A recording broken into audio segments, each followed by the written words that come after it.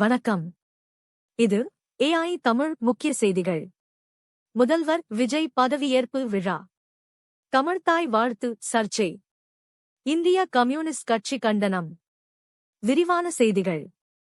தமிழ்நாடு சட்டப்பேரவைத் தேர்தலில் வெற்றி பெற்ற தமிழக வெற்றிக் கழகத்தின் தலைவர் விஜய், காங்கிரஸ், CPI, விசிக, CPM மற்றும் IUML ஆகிய கட்சிகளின் ஆதரவுடன் தமிழ்நாட்டின் 13வது முதல்வராக இன்று பதவியேற்றுக் கொண்டுள்ளார்.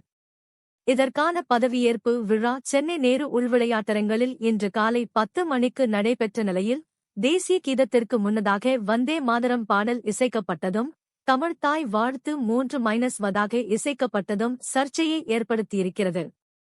இச்சம்பவத்திற்கு பலரும் கண்டனங்களை தெரிவித்து வரும் நிலையில், இந்திய கம்யூனிஸ்ட் கட்சியின் மாநில செயலாளர் மு. வீரபாண்டியன் கண்டன அறிக்கை ஒன்றை வெளியிட்டுள்ளார். அந்த அறிக்கையில், முதல்வர் விஜயின் பதவியேற்பு விழாவில் தமிழ்த்தாய் வாழ்த்து 3ஆம் நிலைக்கு தள்ளப்பட்டு, வந்தே மாதரம், நாட்டுப்பண் முதல் 2 நிலைகளுக்கு உயர்த்தப்பட்டிருக்கிறது.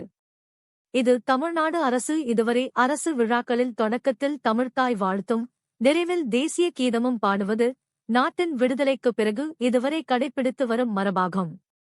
வந்தே மாதரம் ஒரு குறிப்பிட்ட கடவுளுக்கு அர்ப்பணிக்கப்பட்டதும் ஒரு மதச்சார்புடையதும் என்பதால் தேசிய கீதமாக இருக்க முடியாது என விடுதலை இயக்க காலத்திலேயே தீர்மானிக்கப்பட்டுள்ளது. இந்த நிலையில், ஆளுநர் மாளிகை உத்தரவுப்படி, தமிழ்நாடு அரசு ஏற்பாடு செய்த பதவி ஏற்பு விழா நிகழ்ச்சி நிரலில் வந்தே மாதரம் பாடலுக்கு முதலிடம் வழங்கி, தமிழ்த்தாய் 3ஆம் நிலையில் வைத்தது மரபை மீறிய செயலாகும்.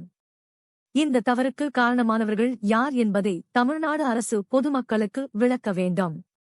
தமிழக வெற்றிக் கழகம் தமிழ்த்தாய் வாழ்த்துக்கு முதலிடம் பெறுவதை உறுதி செய்ய வேண்டும். இந்த தவறு தொடர்வதை அனுமதிக்கக்கூடாது.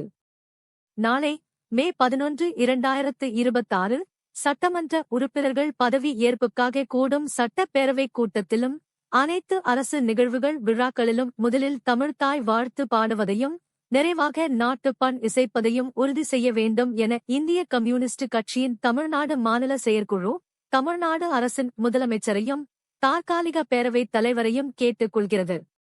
மேலும் செய்திகளுக்கு இணைந்திருங்கள். நன்றி. சூடான செய்திகளை உடனுக்குடன் தெரிந்து கொள்ள எங்கள் சேனலை சப்ஸ்கிரைப் செய்யுங்கள். நன்றி.